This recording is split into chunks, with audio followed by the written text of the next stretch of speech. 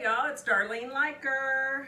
I'm here today. We're going to make an eye serum in a roller ball. So see, I'm having to stick this side here to pop the roller ball out of the empty bottle. And our eye serum is going to have Copaiba.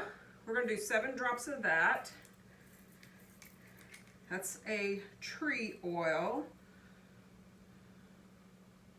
And you see me turning the bottle until I can find that dropper hole. 3, 4, 5, 6, 7. Because the dropper hole is a little bitty hole around the edge here. The big hole is the air hole. So you want to try to find that dropper hole just to make it go faster. So 7 drops there. Now lavender, I'm going to do 5 drops. This is a 10 ml bottle. 3, 4, 5.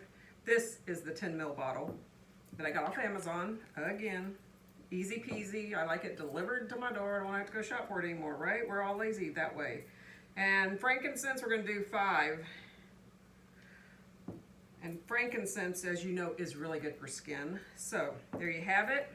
Now I'm going to add some coconut oil to top it off. So yeah, once you do that, this is applied around the eye. Don't get it too close, but kind of around the eye, the nice skin that's so tender around there. That you do that morning and night if you like, or just morning, just depends on your schedule. There we have it. And we shake it, baby, shake it, shake it.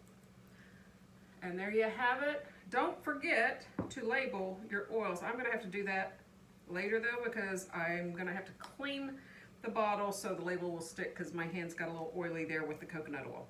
So clean the bottle with alcohol. If that happens, then put the label on. Sometimes the labels don't stick. I just put a piece of tape over them. There you have it, friends.